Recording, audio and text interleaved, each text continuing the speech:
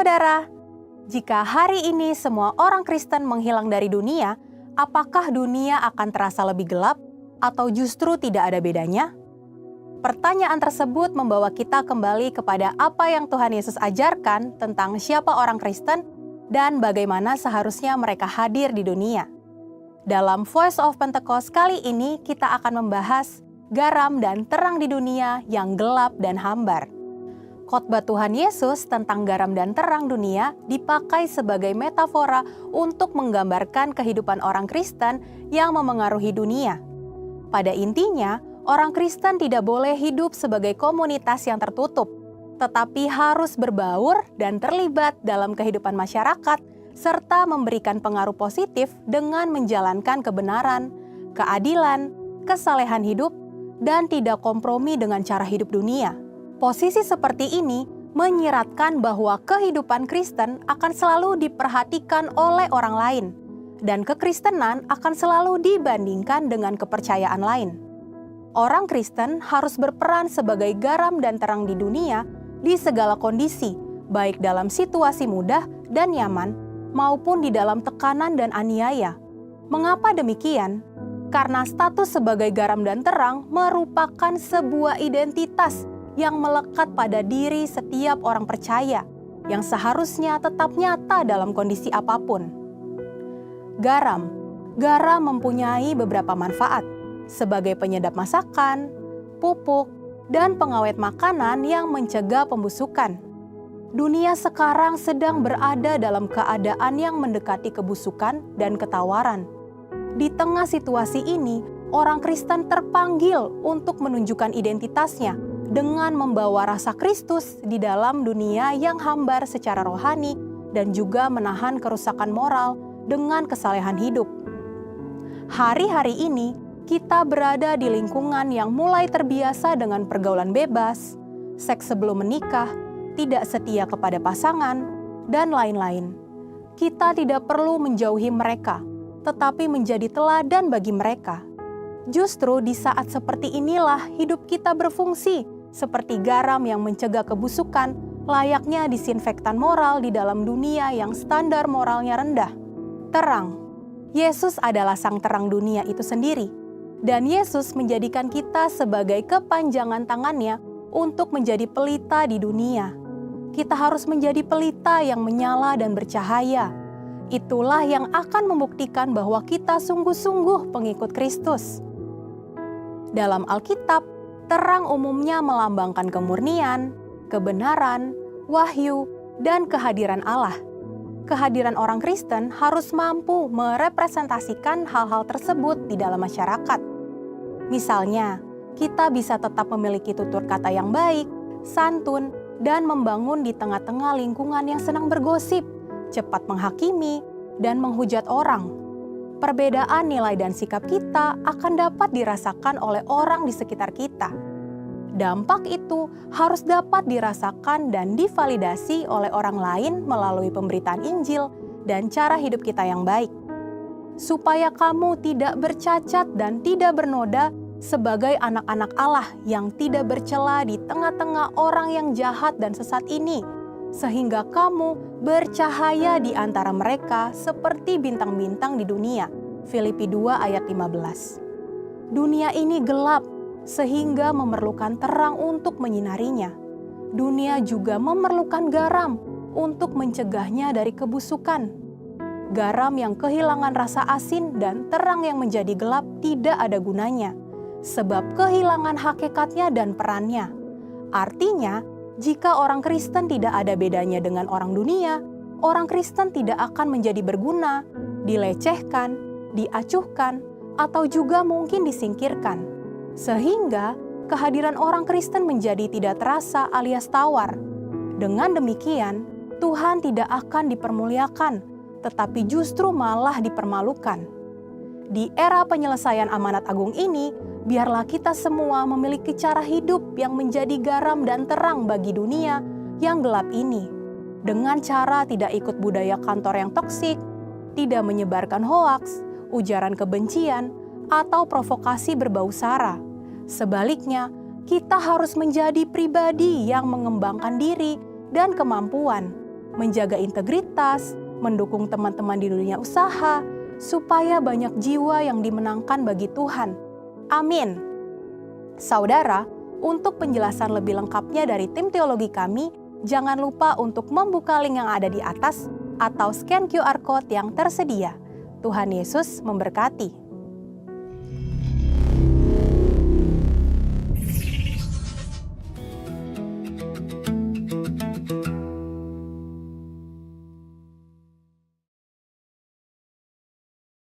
Belum kurang mantap ini.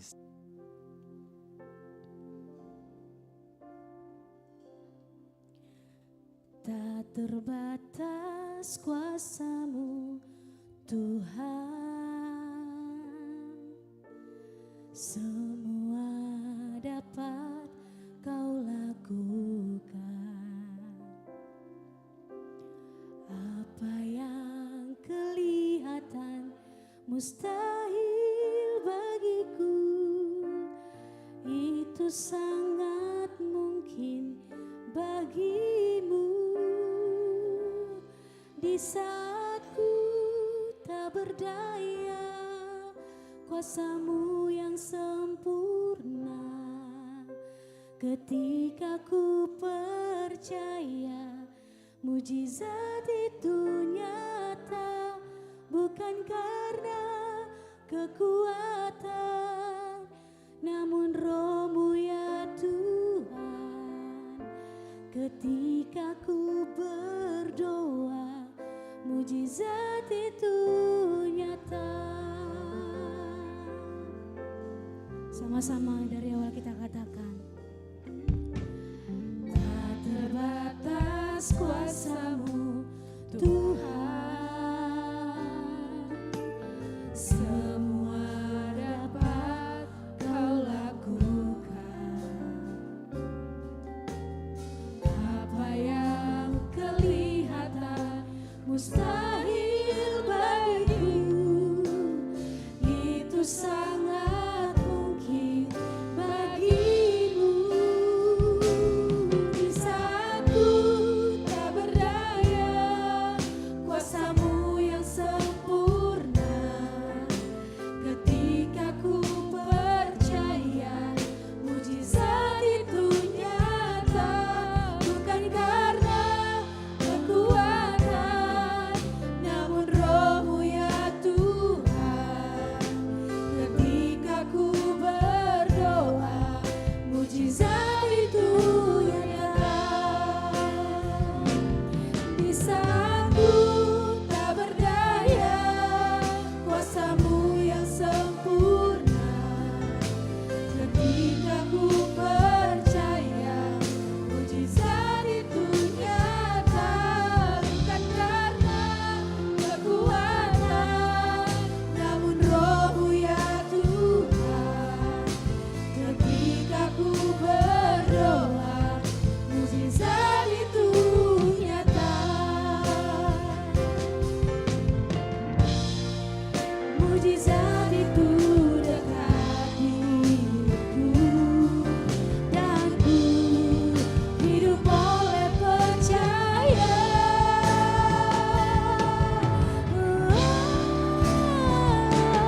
Di saat ku tak berdaya, kuasa-Mu yang sempurna. Ketika ku percaya, mujizat itu nyata, bukan karena kekuatan, namun Roh-Mu ya Tuhan. Ketika ku berdoa, saya undang untuk bangkit berdiri Bapak Ibu Saudara. Saat ku tak berdaya, kuasa-Mu yang sempurna. Ketika ku percaya, mujizat itu nyata. Kekuatan, namun Roh-Mu ya Tuhan. Ketika ku berdoa, mujizat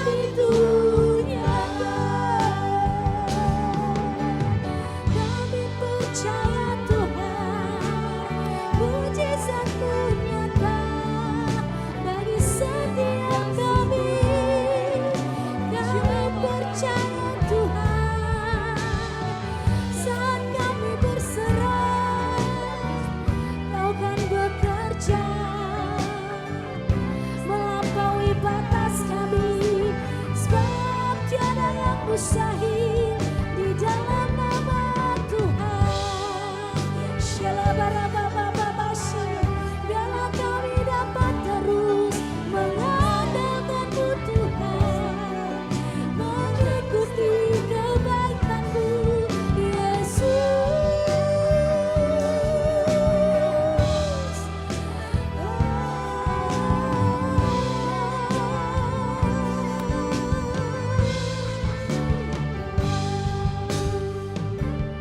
Di saat ku berdaya, kuasa-Mu yang sempurna. Ketika ku percaya, mujizat itu nyata, bukan karena kekuatan, namun Roh-Mu ya Tuhan. Ketika ku berdoa, mujizat itu nyata. Di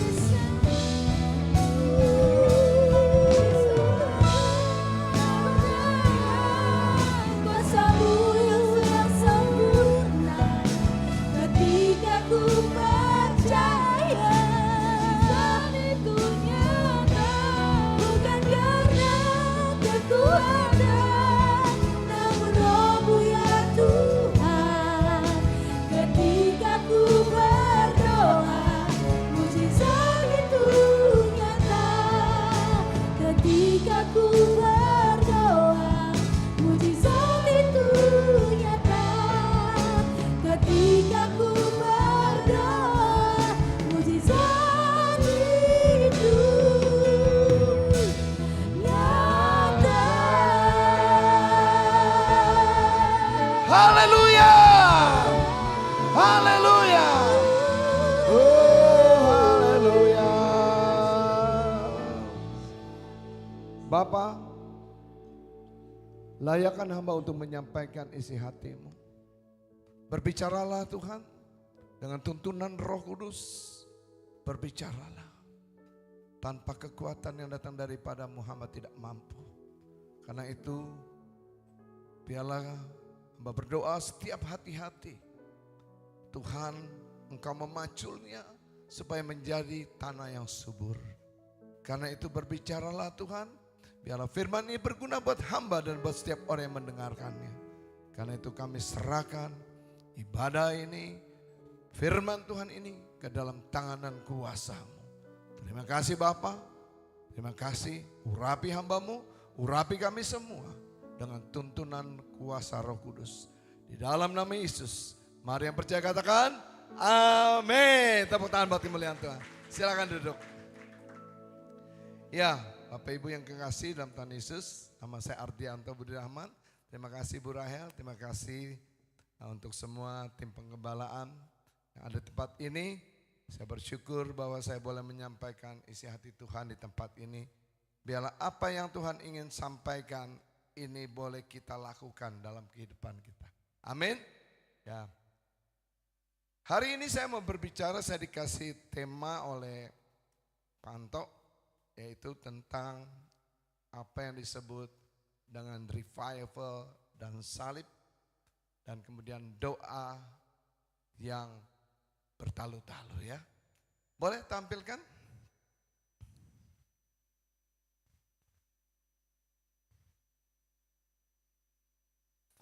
Ya, baik. Kita berbicara tentang revival. Revival itu artinya kebangunan rohani. Amin. Kita percaya dan karya salib Kristus. Berdoa sampai api Tuhan turun. Yuk next yuk. Bapak Ibu yang kasih dalam Tuhan Yesus. Kelihatan gak? Kelihatan ya? Oke. Di dalam firman Tuhan berbicara tentang apa yang Tuhan ingin sampaikan di sini. Saya mau berbicara tentang ada 3 hal yang Tuhan ingin sampaikan. Firman Tuhan yang pertama tentang 1 Raja-Raja 18 ayat 30 sampai 39. Kemudian bagaimana Tuhan bekerja atas para rasul-rasul di Kisah Para Rasul 1 ayat 4 dan juga Ibrani 10 ayat 19 sampai 22. Bapak Ibu yang kekasih dalam Tuhan Yesus, apa yang mau menjadi pesan Tuhan di dalam firman ini? Kalau kita melihat dari kitab 1 Raja-Raja 18, ya, kalau kita lihat dari firman Tuhan ini, saya mau bicara begini. Bahwa Nabi Elia, dia disuruh menghadap kepada Raja Ahab. Raja Ahab ini seorang yang bersama Isabel adalah seorang yang sangat kejam, yang sangat jahat dan tidak ragu-ragu untuk membunuh orang. Jadi dia disuruh datang, dia bilang ini, Ahab, karena engkau telah berbuat sesuatu yang tidak berkenan di mata Tuhan dan jahat di pandangan mata Tuhan, maka aku berkata bahwa Tuhan berkata bahwa tidak akan ada hujan. Wow. Ketika berkata seperti itu, Ahab itu dengan berani. Dan kita bisa melihat bahwa Ahab mengalami satu tekanan yang dikatakan oleh Elia bahwa kamu tidak akan menerima hujan. Elia ketika menyampaikan itu, saya percaya bahwa dia dituntun Roh Kudus. Amin. Sebab tanpa Roh Kudus dia tidak mungkin bicara. Nah, kalau kita lihat bagaimana Elia berbicara. Kalau zaman dahulu sebelum Yesus Kristus, yang ditunjuk untuk berbicara hanya orang per orang. Kita lihat ada Nabi Elia, Abraham, Isa, Yakub. Kenapa disebut dengan karya salib? Kita melihat bahwa kita baru merayakan Paskah. Dulu namanya imam besar itu, kalau dia mau mempersembahkan persembahan, kalau dia tidak kudus masuk ke ruang maha kudus, dia akan mati. Tapi syukur kepada Allah, Yesus Kristus yang tanpa cacat celah harus mati buat kita. Dan kita melihat bagaimana tabir itu ketika Yesus berkata, aku serahkan nyawaku. Tabir itu terbelah dari atas ke bawah. Yesus yang sempurna menjadi imam besar kita, imam besar agung. Dan kita tidak tergantung kepada manusia, tapi tergantung kepada Allah yang hidup. Dan kita diperdamaikan, yang mana ketika manusia berbuat dosa, manusia dipisahkan daripada Allah.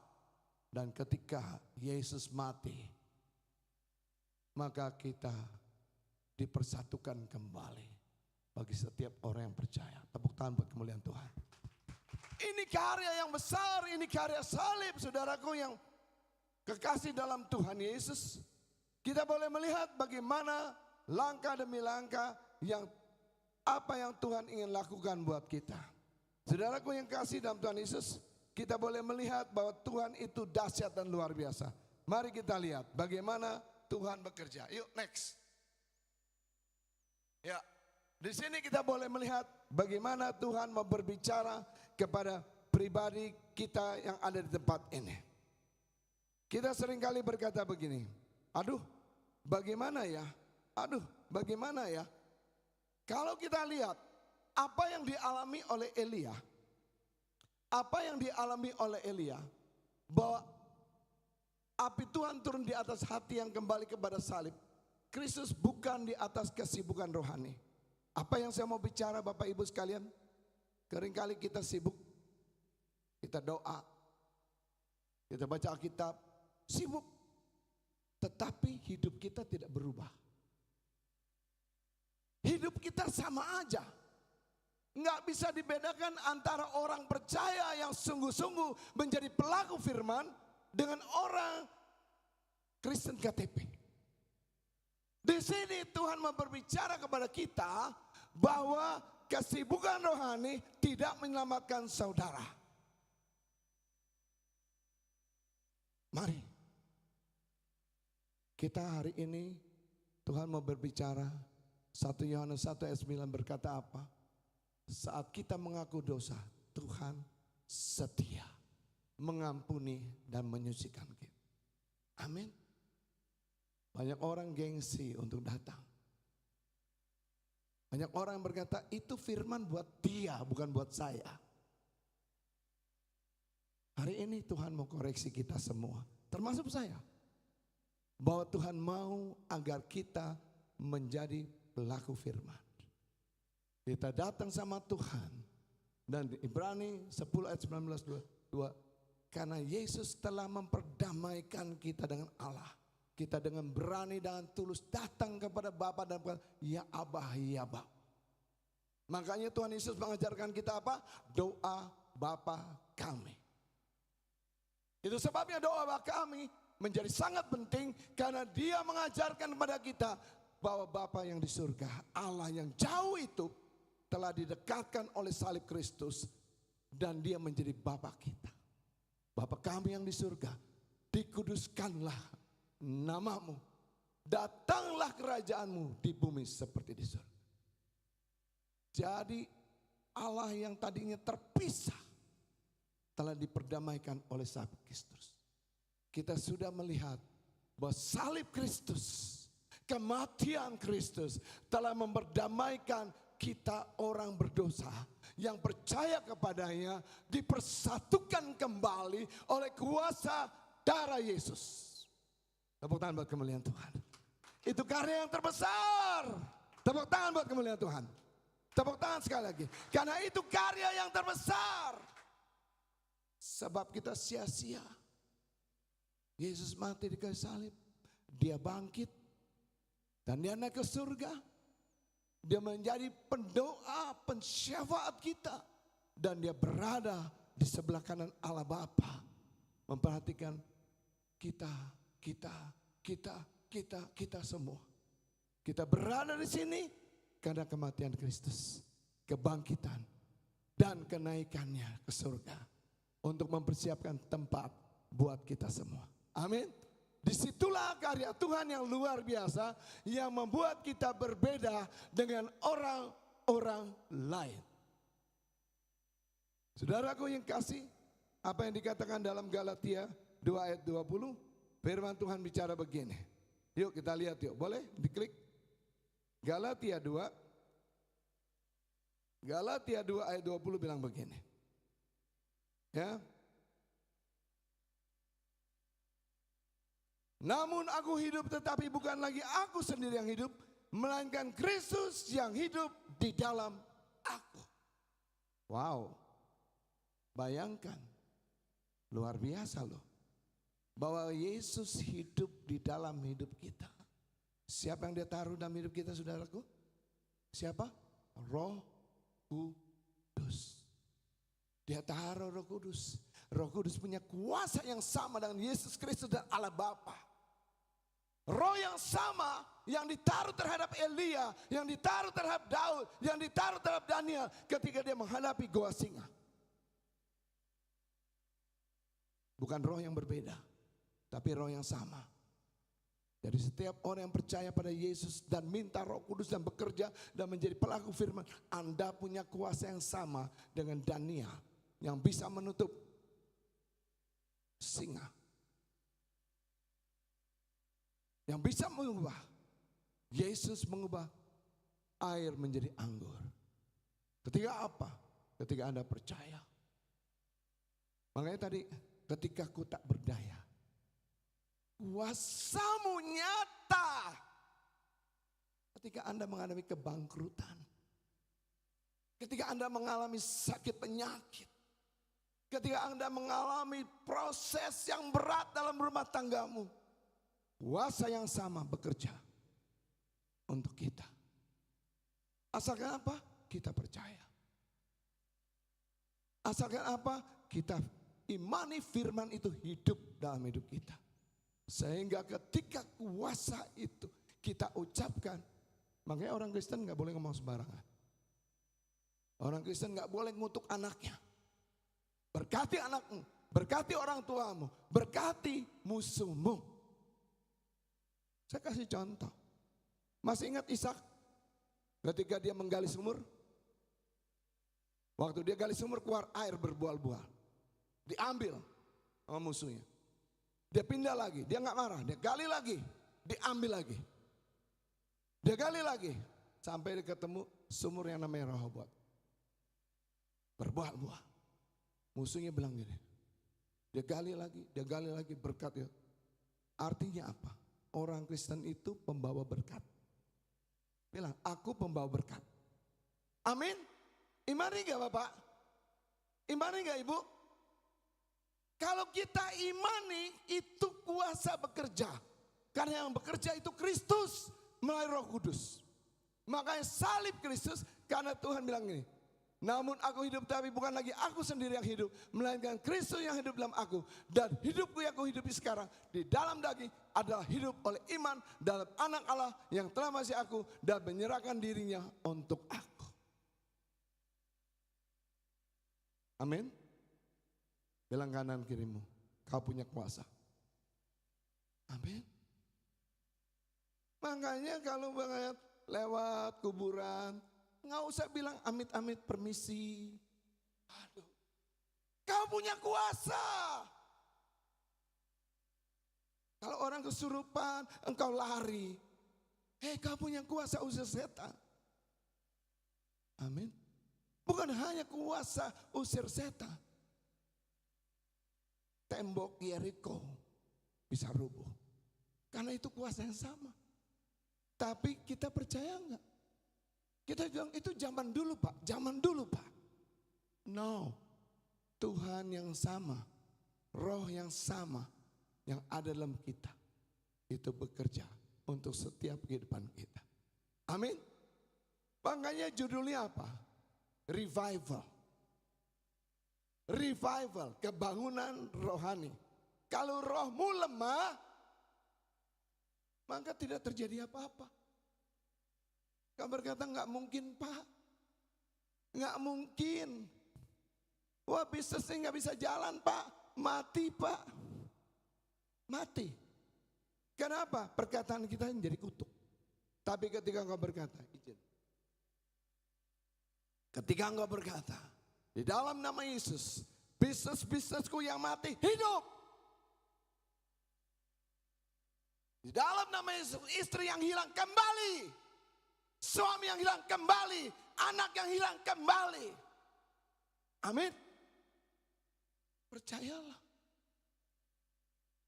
Ada kuasa dalam perkataanmu. Ada kuasa dalam doamu. Karena ada Roh Kudus. Karena Kristus hidup dalam hidupmu. Dia ada di surga. Dia kirim rohnya atas kita. Mungkin Bapak Ibu ngelirik, Bapak ini ngarang ya. Saya mau ngasih tahu, tidak ada karangan dalam kehidupan.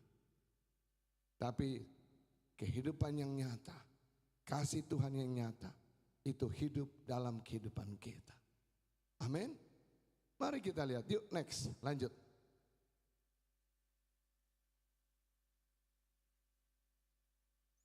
Apa yang Tuhan ingin sampaikan pada Bapak Ibu sekalian dan pada saya?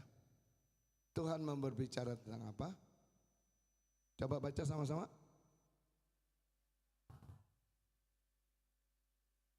Amin. Jadi Tuhan mau kita pulih dulu. Mungkin hati kita penuh kemarahan, penuh dendam. Mungkin hati kita penuh kebencian. Mungkin kita masih melakukan dosa. Mungkin kita masih melakukan hal yang tidak berkenan di mata Tuhan. Tuhan bilang pulihkan. Bapak Ibu, perhatikan. Elia ketika ngalami untuk menghadap Ahab, dia bilang tidak ada hujan. Apakah Elia tidak mengalami kekeringan? Alami. Bapak Ibu yang kekasih, Tuhan izinkan proses terjadi. Apa? Proses terjadi. Kalau Elia tiba-tiba suruh ngadapin Nabi Baal 450 orang, dia akan gemetar. Tapi Tuhan mempersiapkan, dia harus tinggal di Sungai Kerit. Boleh next? Dia harus tinggal di Sungai Kerit, di mana secara logika dia boleh minum dari air, tapi makannya dari mana? Burung apa? Burung apa? Burung gagak. Saya mau tanya, burung gagak doyan daging nggak? Doyan nggak? Loh kenapa burung gagak tidak makan tuh daging? Karena Tuhan perintahkan, hai burung gagak, beri Elia makan pagi dan sore. Amin. Kalau kita saat ini mungkin sedang ada problem. Bosmu lagi benci. Mungkin lawan kita sedang menghancurkan perusahaan kita.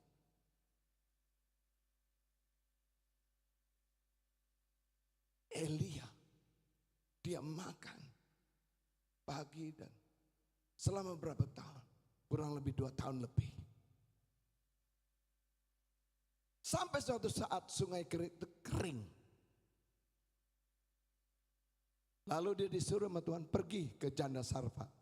Wah, bayangan Elia mungkin janda Sarfat, janda kaya. Ketemu jandanya, janda miskin. Janda itu bilang, Elia bilang, tolong beri aku minum, tolong beri aku roti.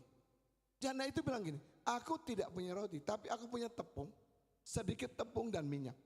Aku mau siapkan buat aku dan anakku, setelah itu aku mati. Bayangin tuh.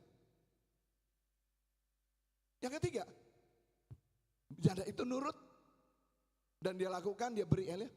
Janda itu hidup bersama anaknya, bersama Elia. Lalu apa yang terjadi? Anaknya janda meninggal. Meninggal. Lalu janda itu bilang, apakah engkau mengirim kepada aku kematian buat anakku? Elia mengalami proses. Deg-degan gak dia? Deg-degan. Dia datang, dia bawa ke atas, dia berdoa, ya Tuhan. Dia lakukan dan berdoa. Jadi Bapak Ibu, kita melihat anak itu hidup. Karena dia lakukan 3 kali dan hidup. Apa yang saya mau bicara? Kita kalau hari ini sedang dalam proses. Bilang, dalam proses. Jangan menyerah. Amin. Jadi kalau kau sedang dalam proses, jangan putus asa. Karena apa? Elia aja ngalami. Kalau dia suruh ngadapin Nabi Baal 450 orang, sekaligus tanpa proses di depan, Elia akan gemeteran. Jadi kalau Tuhan izinkan, Bapak, Ibu dan saya mengalami proses, itu adalah didikan Tuhan. Senggol kanan kiri, didikan Tuhan loh. Amin. Amin. Enak gak didikan Tuhan? Enak gak? Enak. Karena didikan Tuhan membuat engkau jadi dewasa. Membuat engkau jadi percaya. Membuat engkau mengandalkan Tuhan. Bukan mengandalkan diri sendiri. Banyak orang bilang tidak mau ikut proses. Ketika engkau tidak mau ikut proses, engkau tidak mengalami mujizat. Engkau tidak pernah naik kelas. Engkau tidak pernah mengalami terobosan. Amin. Bilang enak ya proses. Amin. Enggak mau apa? Enggak naik kelas. Ujian aja. Kelas 6 mesti ujian. SMP mesti ujian. SMA sejak Indonesia tidak menerapkan ujian. 25 tambah 7 gak tahu. 12 kali 3 gak tahu. Kenapa gak pernah ujian? Makanya dikembalikan sekarang orang harus ujian. Kalau Tuhan izinkan ujian, Tuhan tidak tinggal diam. Amin. Tuhan memberi kekuatan. Tuhan memberi kemampuan. Tuhan menolong kita sehingga ketika Elia menghadapi itu, Tuhan tunjukkan kuasa. Lihat levelnya. Lihat levelnya. Level pertama apa? Dikasih makanan. Pasif kan? Cuman duduk diam kan? Pagi dia minum air, pagi terima, sore terima. Level kedua apa? Suruh bilang sama janda, janda berikan aku minum dan roti sedikit. Kalau dia tidak punya iman, berani gak ngomong? Jangan-jangan ditolak sama janda. Yang ketiga levelnya lebih berat kan? Anak jandanya mati. Dia bisa marah gak sama Tuhan? Tuhan apa-apaan sih Tuhan? Gue nyerah deh, gue pulang. Tapi dia ikut proses. Saya gak kanan kirimu, yuk ikut proses. Amin. Emang gak enak ikut proses. Tapi kalau gak mau diproses gak pernah naik kelas. Murah aja diproses. Nyawa ini gak murah ya. Gak murah. Tapi Tuhan itu pasti mencukupi. Tuhan pasti buka jalan.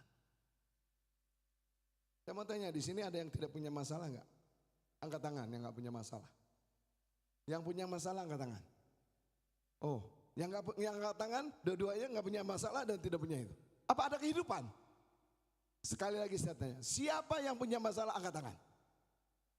Saya punya masalah. Karena itu percayalah, masalah itu adalah proses. Amin. Nah, makin lama makin gede prosesnya.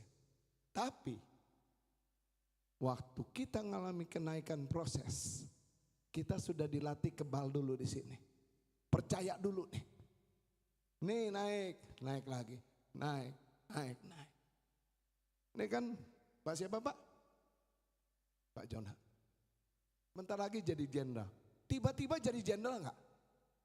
Enggak lah.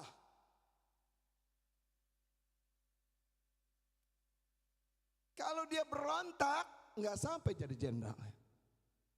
Betul Pak? Proses itu Tuhan izinkan untuk naik level. Kita ngelihatnya enak, udah jenderal. Prosesnya dari baret 1, ya Pak ya? Apa istilahnya? Balok ya? Bintang. Kalau bintang mau udah jenderal dong. Belum jenderal, ngalamin dulu sekolah, dimaki-maki, suruh push up. Berani ngelawan komandan? Nggak berani. Lari. Waduh. Keliling. Berapa jam lari? Kalau fisiknya nggak kuat, suruh perang, baru setengah jalan. Nah, betul ya Pak? Emangnya nembak nggak latihan? Latihan. Tuhan sedang mengajar kita, membidik musuh kita, iblis, dengan firman, dengan kuasa.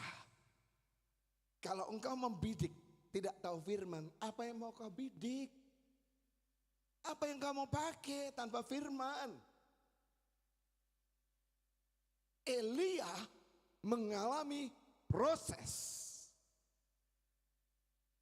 Dan ketika dia selesai, Tuhan bilang, sekarang engkau pergi menghadap Ahab.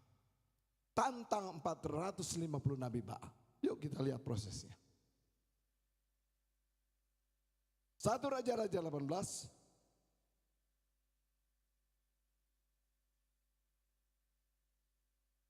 Boleh dibuka ayatnya?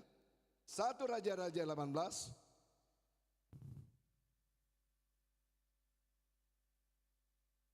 Ayat 30. Kita mau lihat bagaimana Tuhan menyatakan kuasanya.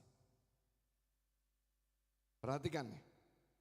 1 Raja-Raja 18 ayat 30 bilang, kata Elia pada seluruh rakyat itu, datanglah dekat kepadaku. Maka mendekatlah seluruh rakyat itu padanya.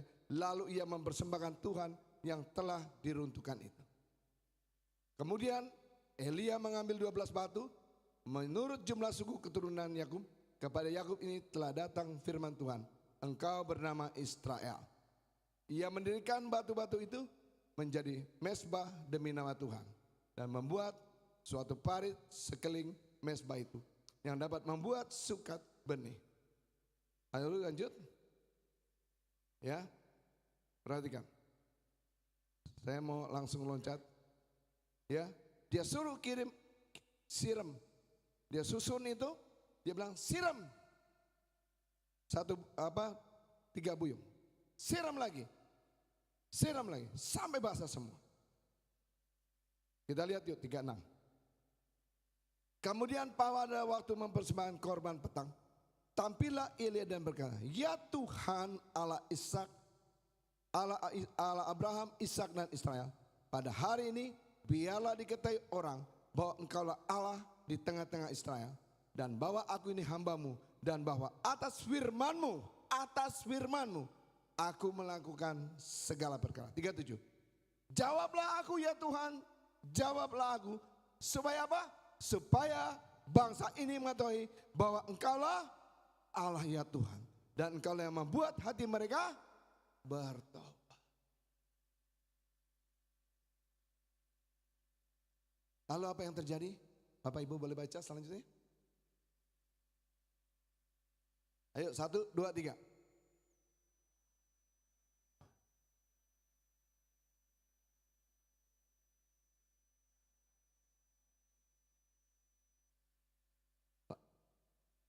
Langsung ayat 39, 1, 2, 3. Ketika seluruh rakyat itu melihat kejadian itu, sujudlah mereka serta berkata, Tuhan dialah Allah, Tuhan dialah Allah. Jadi firman melaksanakan perkataan orang percaya. Amin. Apa masalahmu? Hutang piutang? Pinjol? Jangan ojol ya.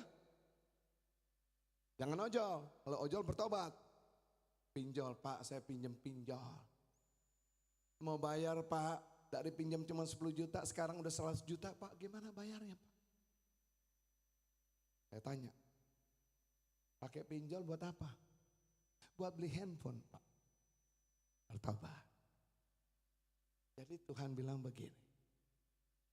Kalau Tuhan koreksi hidup kita, tadi bicara mesbah yang diperbaiki, itu berbicara koreksi hidup kita. Mungkin selama ini cara hidup kita yang salah, perbuatan kita yang salah, perbuatan kita yang tidak berkenan. Ayo, hari ini Tuhan bicara, koreksi hidupku ya Tuhan. Amin. Amin. Amin. Kayaknya nggak ada yang salah nih.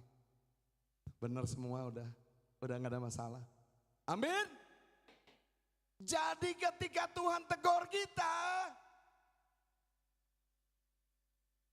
Tuhan mau kita bertobat. Kalau kita bertobat,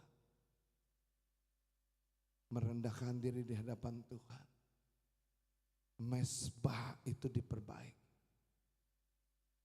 Doamu didengar Tuhan. Amin. Sekarang apa masalah kita? Saya nggak tahu masalah Bapak Ibu. Tapi setiap orang punya masalah. Setiap orang punya tantangan. Setiap orang punya kesulitan. Betul? Hari ini Tuhan mau berbicara bahwa harus ada kebangunan rohani dalam hidup. Yaitu dimulai dengan apa? Pertobatan. Ketika engkau bertobat, engkau datang sama Tuhan, maka Tuhan ingin melakukan sesuatu yang besar dalam hidupmu. Yuk next, lanjut.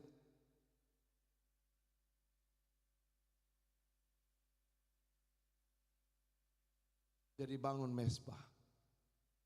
Mungkin kita udah malas baca kitab, doa. Begitu bangun, lihat TikTok, lihat Instagram, lihat WA, itu ketahuan. Ya, mari kita mulai hari ini. Begitu bangun Tuhan, terima kasih. Kalau hari ini kami boleh bangun. Terima kasih, kami bersyukur Tuhan. Kau baik, sangat baik, rahmat baik ya Tuhan. Pimpin kami Tuhan, ajar kami. Sebentar hamba-Mu akan baca firman, ajarkan Tuhan apa yang Tuhan pesan melalui firman-Mu. Dan biarlah firman ini berkuasa mengubah hidup kami. Mari Allah Roh Kudus berkati, sebentar hamba akan bekerja, hamba akan sekolah, hamba akan melakukan sebagai ibu rumah tangga. Tuntun langkah demi langkah. perbaiki mesbah. Next, lanjut. Yang ketiga adalah berdoa sampai api Tuhan turun. Banyak orang ketika berdoa, kalau dulu baru bertobat doa 5 menit, belum sampai 5 menit udah ada jawaban, betul nggak? Betul nggak? Baru doa, Tuhan Yesus, ini belum ada makanan. Ada tetangga kata, Pak, saya bikin opor nih kelebihan, anak saya nggak datang, boleh nih buat Bapak. Wih, dahsyatnya. Levelnya makin lama, doa sejam nggak dijawab, doa 2 jam nggak dijawab. Kenapa? Naik level. Karena berkatmu makin lama makin besar. Makanya persoalan dikasih persoalan yang besar. Amin. Amin. Karena itu Tuhan mau bahwa kita doa yang berkemenangan. Adalah doa yang tekun. Sungguh-sungguh. Kisah para Rasul 1 ayat 14 bilang. Mereka berdoa sehati. Ya, sehati. Harus sehati dulu suami istri. Bapak Ibu masih suka doa bareng berdua pagi-pagi? Belum ya, nanti doa ya kalau pulang ya. Bapak Ibu masih suka doa pagi-pagi sama suami? Hari ini yang gak pernah doa sama istri. Gak pernah doa sama istri. Istri itu penolong. Istri itu penopang. Jadi ketika kita bergandengan tangan sama istri. Istri saya kalau doa minimum setengah jam sampai 45 menit. Saya ada di sampingnya, yuk kita doa. Semua, gak pernah lupa dia. Jadi kalau dia doa, kalau saya bilang, Mah saya lagi kerjaan ini. Dia ucapin semua lengkap, nama-namanya lengkap. Kalau anak-anak, Mah doanya lama banget sih Mah. Ini saya kasih contoh. Istri saya 2023 dia doa buat anak saya yang kedua. Tuhan berikan pasangan jodoh buat anak saya yang nomor 2. Anak saya nomor 2 itu gak pernah mau pacaran, cewek. Mau dikenalin? Enggak. Oh. Singkat cerita dia bilang, Tuhan di akhir 2024, 24 atau 25? 2024, kiranya Tuhan berikan jodoh buat anak. Tanggal berapa? 17 apa? Mah, aku mau ketemu si ini mah. 27, 3 hari sebelum akhir tahun. Aku mau ketemu, boleh ya Mah? Kenalan. Udah kenalan, kita kan selalu berdoa, Tuhan berikan anakku jodoh yang datang dari Tuhan. Jodoh yang datang dari Tuhan. Jangan main-main perkara ini. Bapak Ibu, setahun jalan, kemarin tanggal 3 Januari anakku menikah dengan orang Medan. Anak Tuhan, sekarang pelayanan di gereja Kristen GKJ tempatnya Ahok. Wow, rasa tepuk tangan bagi melihat. Jadi sesuatu tuh kayaknya nggak mungkin. Dia itu nggak pernah pacaran cuma sekali waktu SMA. Selanjutnya nggak pernah pacaran. Dia bilang gini, aku nggak mau nikah ama, males, cowok tuh susah. Nggak. Tapi kuasa Tuhan lebih besar. Tadi dia kasih lihat fotonya ke mama. Mah, aku pelayanan di GKJ, Gereja Kristen apa? Gereja Kristen Yesus Kristus, tempatnya Ahok. Wow. Saya lagi berdoa buat anak kami yang ketiga dan anak kami yang keempat. Saya percaya doa yang sungguh-sungguh, doa yang tekun, doa yang tidak menyerah, harus sehati. Tuhan bekerja luar biasa. Amin. Jadi kalau hari ini Bapak Ibu udah lama gak doa sama istri, coba gandeng tangan istrimu. Gandeng. Mulai hari ini kita doa ya Papa Mama, ya. Doa ya. Juga orang tua, ayo doa sama anaknya. Dan kita percaya doa itu. Kalau doa sendiri kadang-kadang aduh capek ya. Tapi kalau doa berdua luar biasa. Amin. Nah, Bapak Ibu yang kasih dalam Tuhan Yesus, boleh tampilin lagi? Jadi apa yang dikatakan? Jadi harus tekun, sehati, selaras kehendak Tuhan. Jadi kita percaya harus sehati. Yesus mengajar selalu berdoa dan jangan jemu-jemu. Doa yang benar, besar, kuasai. Percaya enggak? Percaya enggak? Sedikit yang percaya. Percaya enggak? Gitu dong. Amin.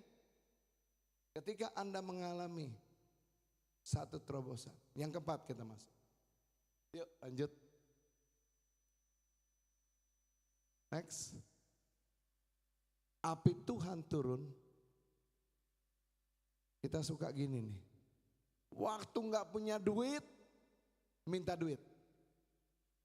Tapi ketika punya duit, mulai deh. Pak kemana Pak minggu lalu? Oh iya Bu maaf ada arisan. Pak kemana Pak? Sama Ibu. Oh kemarin kami ada piknik sama kantor. Seringkali kita lupa bahwa berkat itu untuk dipakai memperlebar kerajaan Tuhan. Menjadi berkat bagi banyak orang. Kalau kita diberkati, kita menghilang. Nanti datangnya kapan? Waktu susah lagi. Senggol kanan kirimu, setia sampai akhir. Amin. Jangan datang lagi susah datang. Begitu dapat berkat kabur. Begitu ditipu orang datang lagi. Tuhan mau berbicara bahwa ketika kita diberkati, biarlah berkat itu kita pakai untuk kemuliaan Tuhan. Amin. Kita percaya bahwa hari ini Tuhan mau berbicara. Api Tuhan bukan tujuan akhir. Yuk kita baca yuk sama-sama yuk. 1, 2, 3. Api Tuhan bukan tujuan akhir. Api Tuhan turun supaya kita hidup kudus, penuh kuasa dan menjadi saksi. Ini soal simpel. Ketika kita diberkati, mungkin kita punya duit gaji 1 juta. Kasih 10% enteng ya. Enteng ya. Naik 10 juta. Kasih 1 juta masih enteng?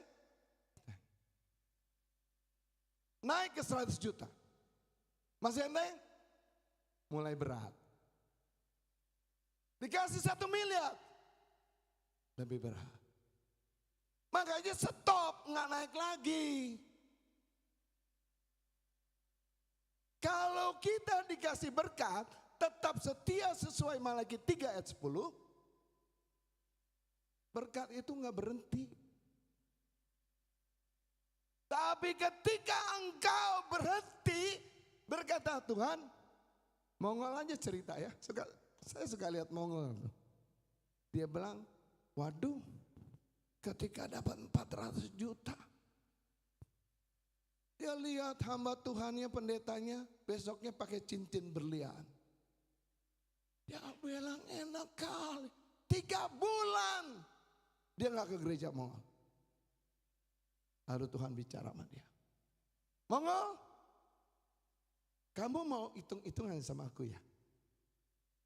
Tanya, berapa harga napasmu? Kalau aku ambil napasmu, napasnya, Mongol bertobat. Dia ditipu 52 miliar, gak gila. Karena dia tahu berkat itu turun dan naik. Tapi kalau kita tetap naik, itu Tuhan mau pakai kita. Amin. Yuk Bapak Ibu, kita bangkit berdiri.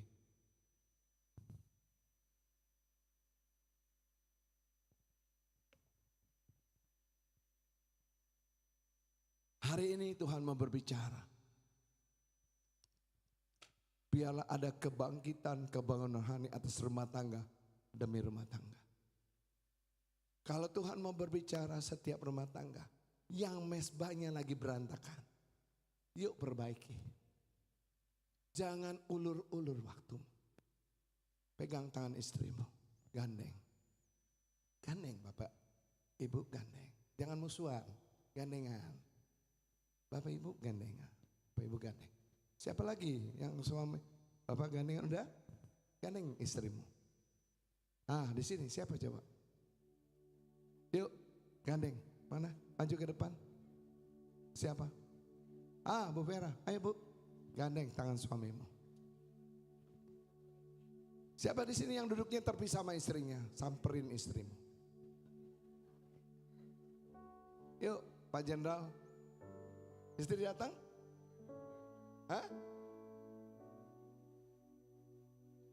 Gandeng ya tangan istrimu ya. Yuk gandeng. Bapak, Ibu mana? Di bawah. Oh lagi tugas. Mana Ibu, panggil Ibu. Hari ini kita mau perbarui komitmen kita ya. Yuk istriku maju ke atas. Mana istriku? Oh lagi kamar mandi. Kita mau perbaiki komitmen sama Tuhan. Amin. Kita bilang sama Tuhan, Tuhan, aku mau perbaiki mesbahku. Yang selama ini mungkin aku tinggalkan mesbah itu. Karena aku banyak masalah Tuhan, banyak problem. Tapi hari ini, yuk istriku yang sayang, maju ke depan, kita mau gandengan. Maju. Dia selalu, kalau mendampingi saya, dia selalu berdoa. Saya gak bisa khotbah kalau dia gak berdoa. Kita mau perbarui komitmen kita ya. Di sini kalau yang ibu sama anak boleh gandeng tangan anaknya. Yuk gandeng yuk.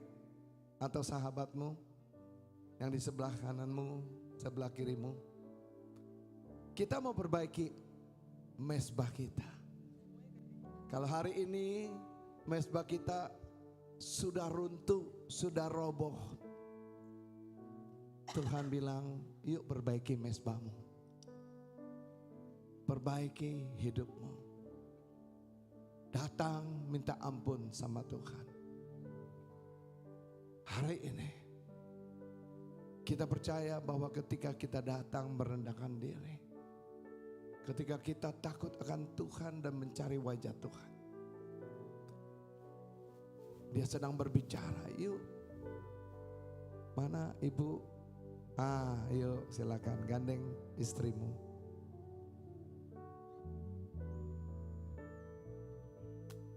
Mana suamimu, ibu? Oh udah dipanggil Tuhan, gak apa-apa. Ada anak? Oke. Hari ini kita mau declare sama Tuhan. Tuhan, yuk ikuti saya. Tuhan Yesus, aku datang mau memperbaiki mesbahku yang runtuh. Biarlah mesbah ini dibangun kembali Tuhan. Bersama istriku, bersama anakku, bersama keluargaku. Tuhan Yesus, kami percaya bahwa bangkitkan kembali roh kami ya Tuhan. Bangkitkan kepercayaan kami ya Tuhan. Sehingga apa yang kami alami hari-hari ini, kami percaya kami boleh melewati proses demi proses dengan pimpinan Tuhan. Dan kami percaya kami boleh keluar sebagai pemenang. Dan hari ini kami boleh menyaksikan kebaikan Tuhan dalam hidup kami. Dan kami percaya kami mau menjadi saksi. Baik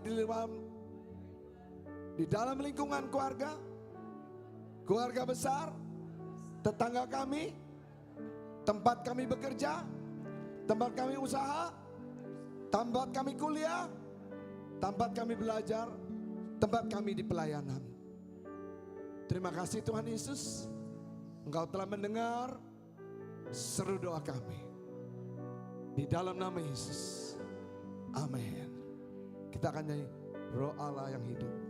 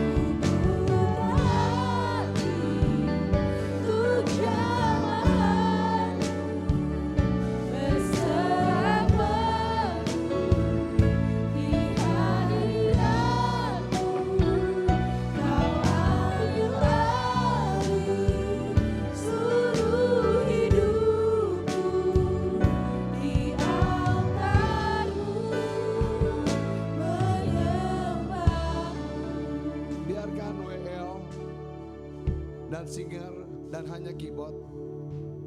Bapak Ibu, silakan WL singer nyanyi lagu ini.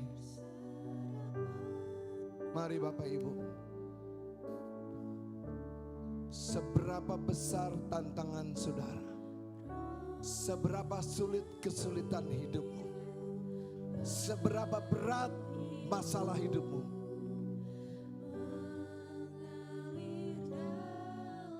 hari ini Tuhan mau berkata, mari Tuhan, kita mau bilang sama Tuhan, aku mau menyerahkan seluruh hidupku kepadamu. Biar Tuhan ambil alih. Biar Tuhan ambil alih. Biar Tuhan ambil alih. Jangan pakai logikamu, jangan pakai perasaanmu, tapi pakai imanmu kepada Tuhan. Pakai imanmu. Bawa persoalanmu ke dalam tangan Tuhan. Yes.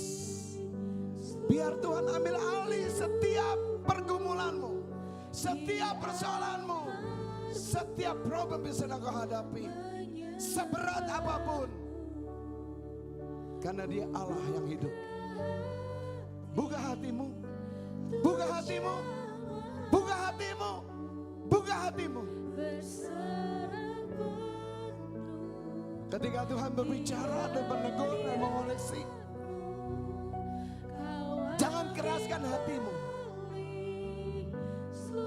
Jangan keraskan hatimu. Bertobat, berbalik dari jalan-jalan yang salah. Kalau hati kita dingin, jauh dari Tuhan, Tuhan mau engkau kembali. Mungkin kau putus asa melihat anak-anakmu. Mungkin kau putus asa dengan istrimu. Mungkin kau putus asa dengan suamimu. Mungkin kau putus asa dengan ekonomimu yang sedang terpuruk. Tapi bagi Tuhan tidak ada yang mustahil. Dia akan ambil alih. Ketika engkau mempercayakan, ketika engkau berkata, ya Bapa, ya Tuhan. Seperti Elia berkata, api itu turun membakar. Sehingga semua orang bertobat. Dan kamu menjadi saksi, saksi, saksi, saksi atas kehidupanmu. Mujizat itu nyata. Jangan berhenti hanya ketika terima mujizat, tapi bekerja, melayani, ambil bagian, menjadi saksi Kristus. Mungkin di tetanggamu akan heran ngelihat kau berubah. Mungkin bosmu yang kau selama ini pulang masuk kantor hitung-hitungan, tiba-tiba engkau kerja dan luar biasa. Sehingga orang akan terheran-heran perubahan hidupmu menjadi kesaksian. Kalau engkau sudah disembuhkan, beritakan kepada banyak orang, Tuhan sanggup menyembuhkan aku. Angkat kedua tanganmu dan izinkan Roh Kudus bekerja dan berbicara. Terimalah urapan yang baru, kuasa yang baru, kuasa yang menyertai kau. Sehingga hidupmu dipulihkan, hidupmu diberkati, permasalahanmu Tuhan selesaikan. Dan engkau akan menjadi saksi. Berjanji sama Tuhan mau jadi saksi, mau jadi alatnya Tuhan, mau dipakai Tuhan. Tuhan, ini uangmu, aku mau persembahkan padamu. Ini kesembuhan, aku mau bersaksi Tuhan. Istriku kembali, aku mau bersaksi. Dan hari ini semua roh putus asa aku patahkan, hancurkan di dalam nama Yesus. Tidak ada roh putus asa, tidak ada roh kekecewaan, tapi roh pengharapan, roh penghiburan, roh kekuatan. Terima, terima, terima, terima, terima, terima di dalam nama Yesus. Meteraikan Tuhan firman dan kebenaran. Dan Tuhan akan menyatakan kemuliaan Tuhan di dalam nama Yesus, di dalam nama Yesus. Amin. Tepuk tangan buat Tuhan.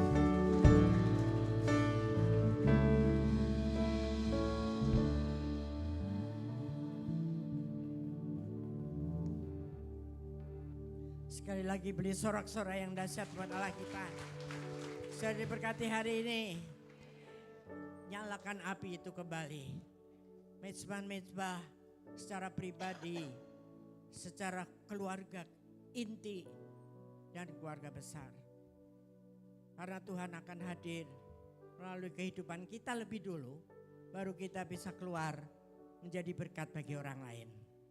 Amin. Selesaikan semua masalah hati di hadapan Tuhan hari ini juga. Yang setuju katakan amin.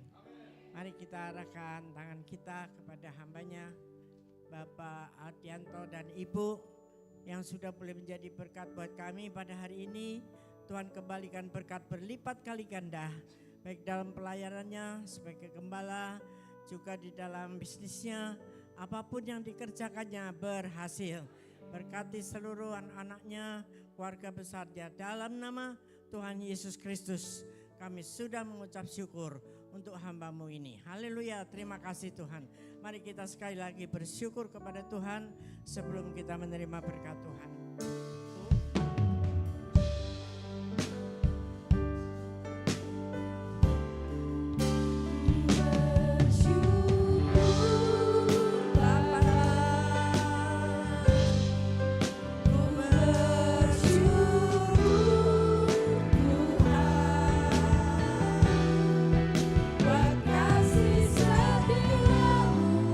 Di dalam hidupku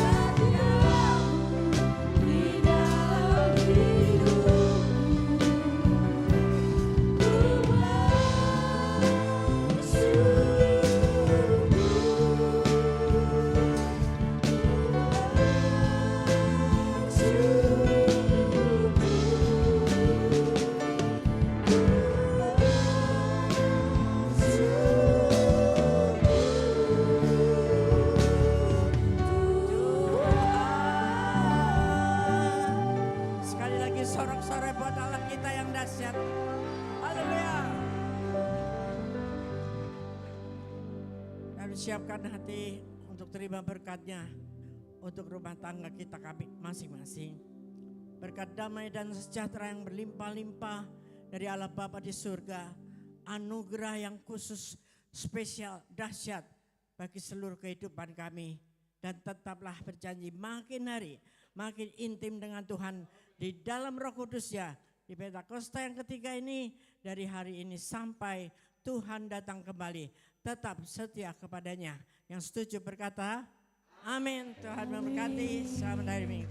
Puji nama Tuhan. Bapak Ibu Saudara, boleh untuk bersatu dulu sejenak.